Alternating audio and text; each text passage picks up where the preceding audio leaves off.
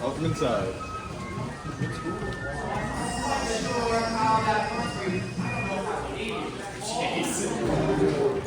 Where are you joining us from today, sir? From Florida.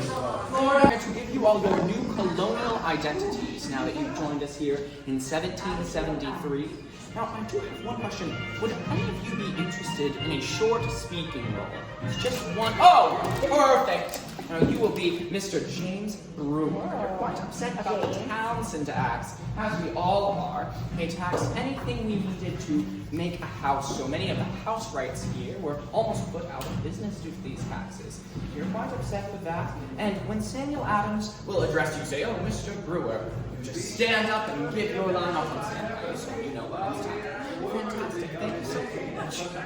And now you, my friend, would you be Mr. Francis Akeley? Now, Of course. sir, you are a self-employed, is what you like to tell people, but most people here think of you as the town drunk.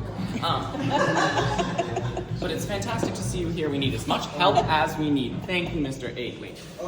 Sir, would you be Mr. Thomas Crafts? Yes, you're a Japaner, an artist. You add those fine details on top of furniture and many other things.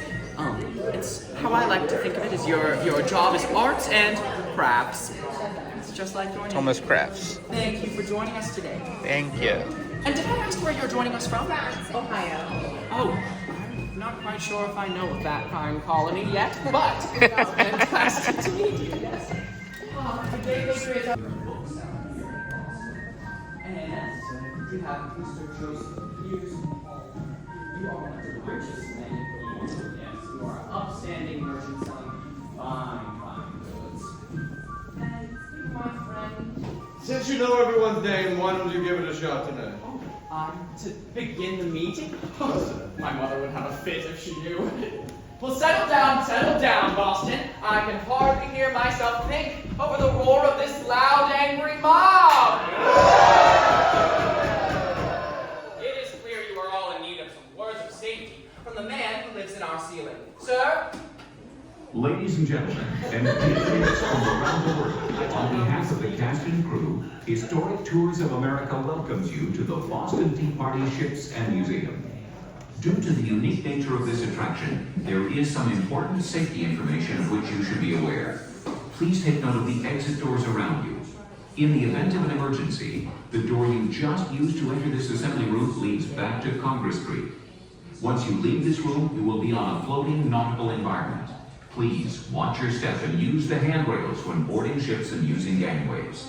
Should there be an emergency during your visit to the barge or ships, follow the gangways back to this building and use the exit doors provided. There will be staff members on hand to assist you. Please silence all cell phones and electronic devices that may disrupt anyone's enjoyment of the experience. The use of cameras is permitted in this room, on the ships and open-air decks, but not in the museum below. Please stay with your Boston Tea Party host throughout your experience and be aware that you are no longer on dry land. The only thing we wish to dump in the harbor today is the tea. And now, we invite you to join the Sons and Daughters of Liberty in a rendezvous with history. Well, good day, patriots. I apologize. I realize I have not yet introduced myself. My name is Joseph Lovering, and I am a candlemaker's apprentice here in Boston. I assist my father in the making and selling of the finest candles and perfumes, not made out of beef fat and tallow like common people, but of the finest modern ingredients like spermaceti. Oil from the head of a sperm whale. But I have been studying this craft for several years already, although I am only 15 years old, and oh, good heavens, right, the meeting. Well, we are gathered here on this cold, dark, rainy night of December 16th, 1773, to continue our discussion of the impending tea crisis. Ever since those ships entered our harbor, we have been meeting every day to find a way to send the tea back to England where it belongs. Now, my father is among the 25 brave patriots who volunteered to guard those ships and ensure that no customs officials offload the tea behind our backs. However, my father's absence has made my mother quite irritable and altogether entirely too focused on me. I've hardly been able to leave the house in the past weeks. Although her concern for my safety surely increased 3 years ago when a boy just my age was mortally wounded in the street. However, I have escaped my mother's clutches to be with you all this evening and make my voice heard, which I implore you all to do the same. Therefore, if you hear something in this meeting that you agree with, disagree with, or you aren't quite sure what's going on, you just like to make some noise, then do give a mighty stomp of your feet. Go ahead. Or you may bang upon the furniture. Or if you are more vocally inclined, you may let out a hear, hear. Hear, hear. Yes, that works if you hear something that you agree with. Or you may also say, well said. Well said. Why, thank you. Or if you are particularly impassioned, you may let out our mighty huzzah, which comes with an equally mighty hand gesture. You ball up your fist, draw it back, and plunge your fist into the heavens, crying huzzah! Let's try that on my hip hip. Ready? Hip hip, huzzah! Hip hip, huzzah! Hip hip. Okay, I'm so sorry. And if you hear something that you disagree with in this meeting, which is quite inevitable as we are discussing politics, you may let out the very classy boo. Or the more serpentine hiss. Or, if you are particularly offended, you may use the rudest word that we have here in the colonies. That is, of course, Fi, F-I-E, and it comes with an equally as rude hand gesture. And I suppose my mother isn't here, so I will be teaching it to you today. Place out your thumb. Place it on your nose. Raise the flag, wave the flag. Turn to whoever you permanently wish to offend and say, Fi! Thank goodness you are all turning on each other so quickly. On to the business at hand. We have speaking with us today an ardent patriot, friend to us all, and leader amongst the Sons of Liberty. Let's give a warm welcome to Mr. Samuel Adams. Hip hip, huzzah! Thank you, Joseph, and good day to you all. We are gathered here today to discuss yet another crisis forced upon us by Parliament, supposedly on behalf of our monarch, King George III. Out there in Boston Harbor lie 3 ships, the Eleanor, the Dartmouth, and the Beaver, and their holds are bursting with 340 crates of East India Company tea. Yes. Under the law, each of these vessels has 20 days to unload its cargo and pay the duty or tax on tea. Tomorrow is the 20th day for that ship Dartmouth, making this body of the people all the more essential. For this is your final chance to sway these events in patriot favor! Earlier this day, it was requested that ship's owner, a man by the name of Francis Roach, that he obtain word from our esteemed Royal Governor, Thomas Hutchinson. Indeed. A man who abandoned the cause of the people years ago. Yet, he is the only one who can grant a pass to allow these vessels to return to England without landing their pernicious cargoes. Now, Mr. Roach, he did leave us several hours ago. We await his return and cling to the hope that our governor will see reason. For if that cargo is landed, it is you, the citizens of Boston, who will be forced to pay this unjust tax on tea. As we all know, this is not the first time Parliament has set forth taxes upon us, and without our consent, no. It was only 8 short years ago, in 1765, Lord Grenville saw fit to tax our letters, our newspapers, all of our printed documents under the Stamp Act. And we were outraged by that Stamp Act, but none more so than Thomas Porter. What have you to say on the Stamp Act, my friend? Parliament not only tax our paper and ink, they even tax our playing cards and dice. Stop!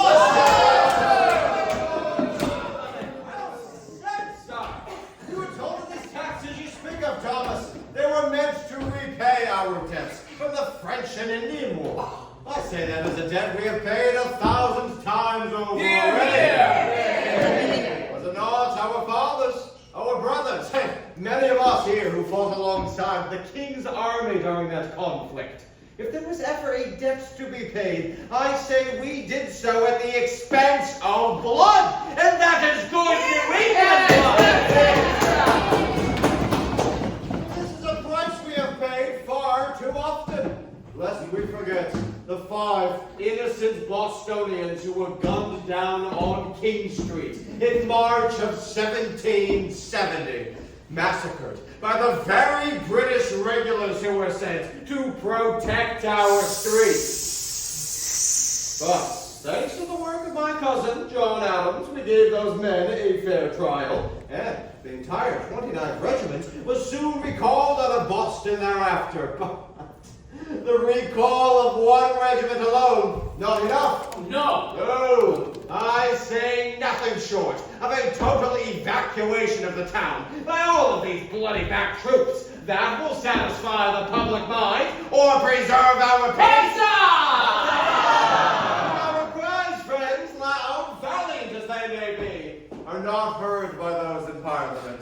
After the Stamp Act was repealed, at the behest of our king, those greedy ministers in Parliament next saw fit to pinch our pewter candlesticks, our paints, our lead, our glass tea, all taxed under a man who we thought was our friend in Parliament, the good name of Charles Townshend. Fie, Townshend! Mr. Porter, your just anger has been echoed by others as well, such as James Brewer. I heard that your house needed new windows, but with the tax on glass, how did you manage to pay for them? I did not pay for them. I was forced to choose between new windows or putting food in my family's belly. Oh, Michelle! Very well said.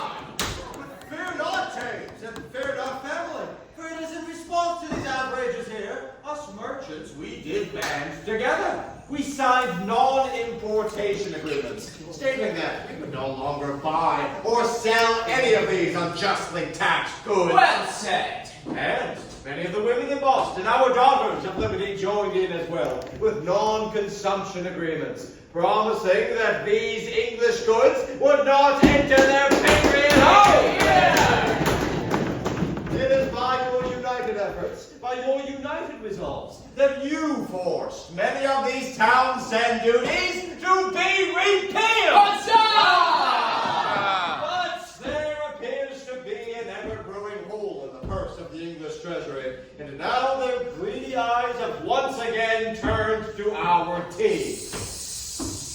If Lord North wishes to enforce a 3 penny per pound tax on tea to what? Signify the supremacy of Parliament and its supposed right to tax the colonies? Well, then I say that we have the equal right to demand representation, do we not? The Magna Carta of 1215? Or the Charter of 1691? These are the very founts of our British liberties, and they make it clear.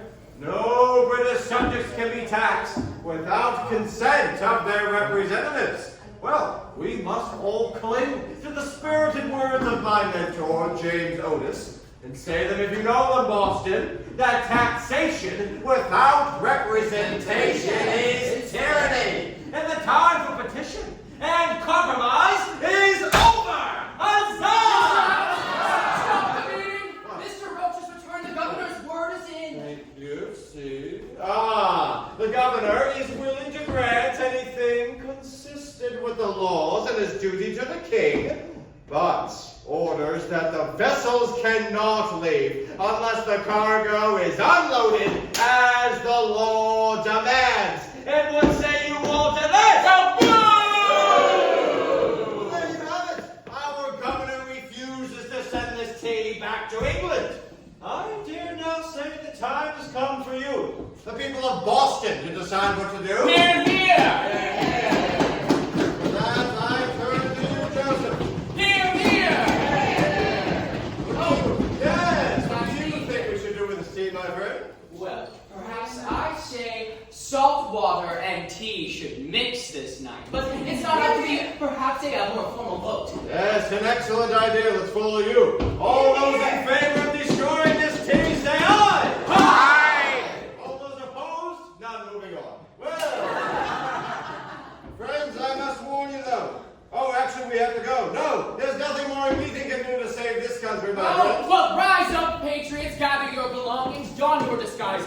Griffin's Wharf! Huzzah! Thank you, Joseph, and thank you, patrons. Right this way, patriots. It's about a half-mile journey to Griffin's Wharf, Old South Beach We have to go. I mean, Must not indeed. You should be very careful of the very, very rainy evening. The deck is quite slippery.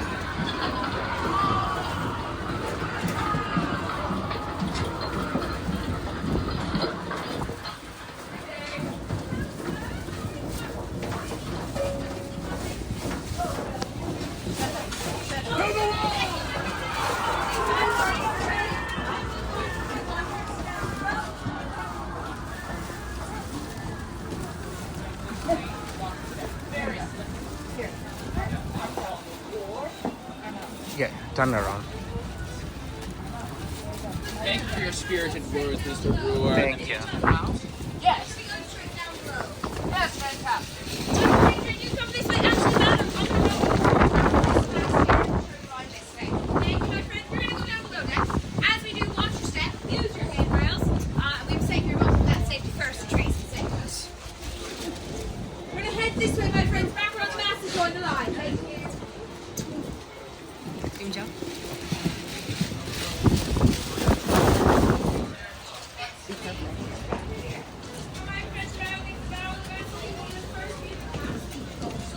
This is where your crew of 8 to 10 men will sleep during their journey. This is a 1-to-1 scale replica of our original Edward. Mr. Brown, try to be my boarding captain secret. Very simple. All you have to do is Watch your head, Mother. stand right here and make sure all so good. At one point, I will say, Mr. Bradley, it's time to charge on. All you have to do is leave everyone very good. Wonderful, my friends. You can come all the way on up to our friend here.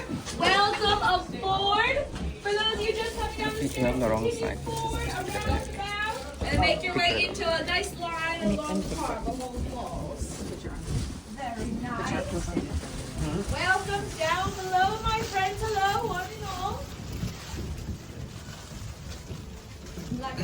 Spanish from Boston ever since the fateful massacre 3 years ago, and they are not allowed back into Boston without word from our governor. But we know that coward has fled out of town. He's all the way in Milton, so it'd be impossible for him to ride back into town and break up our protest. So we have no navy, no army, and no governor. But there is one very present danger. All of you. You see, you're all down here as friends, family members, co-workers, neighbors. But what you're doing tonight is considered treason to at least a third of Boston's population. And you share with me, friends, what is the punishment for treason? Death! Usually not said so excitedly, but it's death! By hanging! Not something I want for us today. So it's important in the days, weeks, even years to follow, we keep our actions a secret. Not even speaking praise what we see here. Aye? All right, to make sure I trust all of you, we're going to swear an oath of secrecy. So raise your right hand and repeat my next words. I swear. I swear. I was not there. I was not there. I trust you with my life. Thank you. Well, excellent. Let us get acquainted with the vessel we will be working on. You are the boarding party of the good ship Eleanor. There are 55 of us strong here tonight boarding. Now, this vessel is going to be coming to us from London. She arrives in Boston Harbor on December 2nd, and she will dock at Griffin's Wharf on December 3rd, boasting 114 crates of tea. Now, this vessel is part of a triangle trade route. She goes between Boston, London, and Antigua, picking up a variety of cargoes, depending on where she's coming from or where she's going to. If we are traveling over to London, or if we're going south to the Caribbean, we're going to bring provisions that we provide. So food, if it's going to the south, we'll also have timber and lumber, and of course the whaling industry is paramount here in the colonies. But should we be coming back from London, we will have finished goods. Everything we do not provide for ourselves. So that's paper, ink, lead, glass, fabric, wine, of course a shipment of tea. Now, lucky for us, the English makes it very easy to know what is ours to destroy. It's going to be right behind you, good folks. It is going to be wrapped in white canvas and stamped with the merchant's mark, or you might call it the company logo of the United East India Company. It's going to be EIC, United East India Company. And these crates are a few different sizes. You will go above decks and toss our smallest crates. They're quarter chests. They're about 90, 100 pounds apiece. Now, on the majority of this cargo, though, is going to be the full-size crates of bougie tea weighing 400 pounds apiece. You all look very strong. Any of you like to lift 400 pounds in the next 3.5 hours? Oh, good. No worries.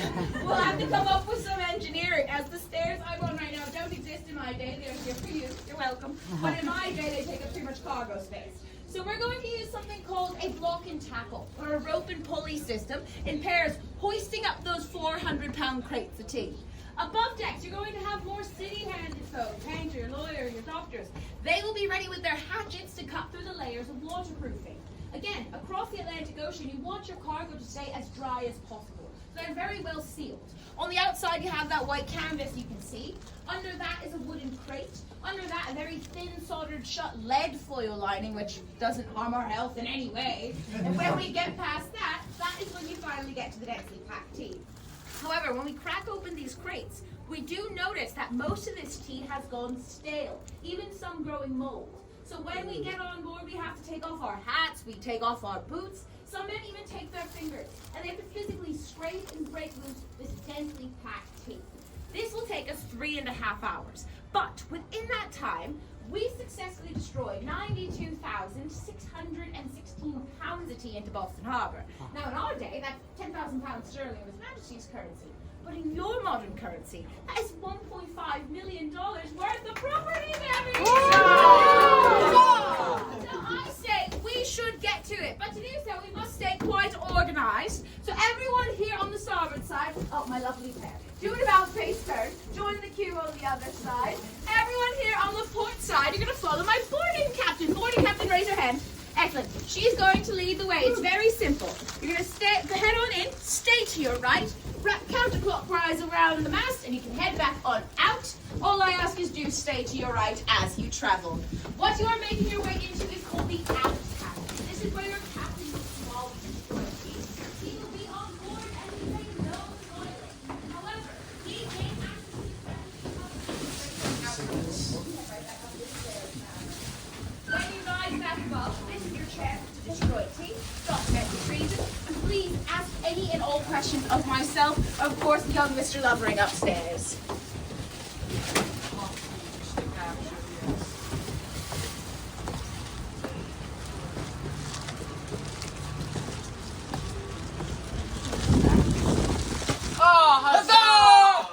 Wait.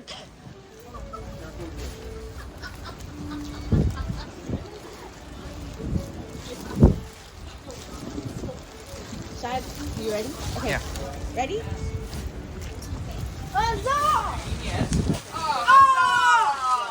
Good job. Now it's your Linda Koro. Oh, I don't want to do it. Okay. Shazza, do it again then. Oh, you're going to do it again? Dump the tea into the sea! Turn around. Shazza, turn around. Turn around towards me. You have to pull it out. You have to pull it out. Who is the... Are you able to do it?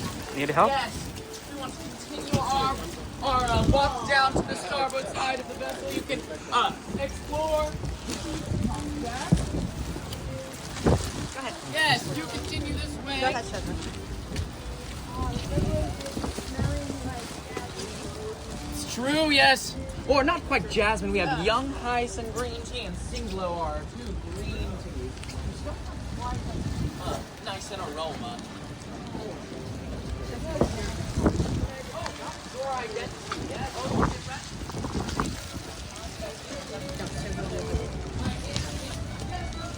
তুমি ওর ছবি তোলা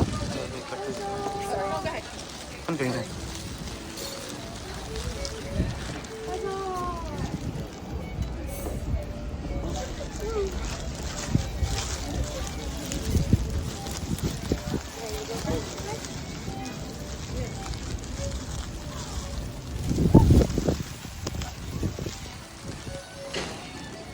Oh, there is a dead chicken there.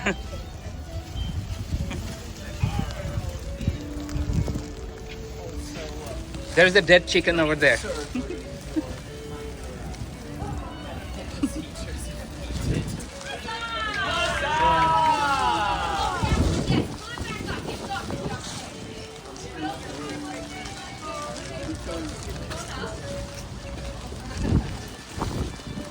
Yes, the tea room will be care. We will be heading inside in just a few minutes. Don't worry, the rest of the time for us together will be inside. Yes. Right, Patriots. Ladies, you take your last call of any blackmail and treason before we flee to Griffin's Wharf and the safety. It's not your last chance. Any questions you're free to ask unless you're all trained professional criminals now. Yes. Yeah! Yes, you are. You're all good.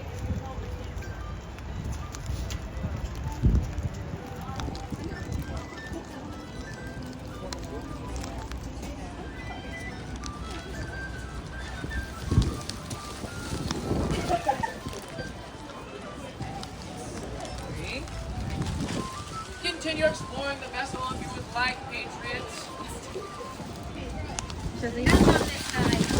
Thank you. Very much.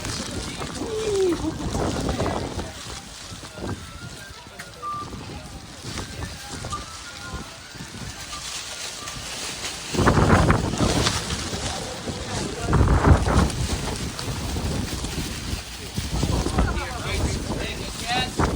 Now, you all take a look over there at that building with the red brick and the green windows. That is the original site of Griffin's Wharf. Now, if you take a look at this map, you can see that most of the shoreline has been built out since my time. And therefore, the original site of Griffin's Wharf is now around in the street and an alleyway. So, we have moved just over here to toss tea in the very same water that it was tossed all those many, many years ago. Yes.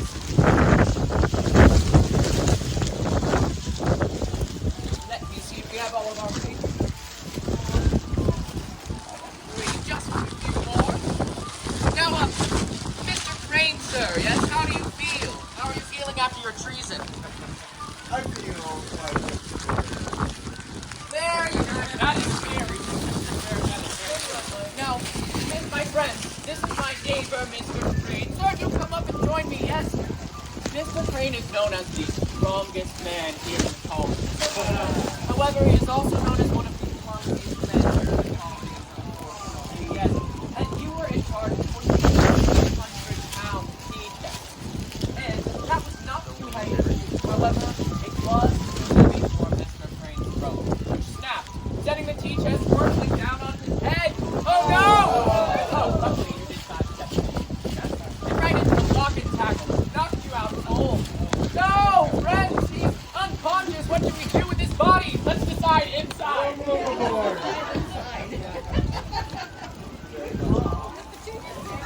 Being subjects to the miserable state of tributary slaves. Mr. Adams, sir, your tone, as are your sentiments, are unbecoming a British subject to his king, and they smack of treason.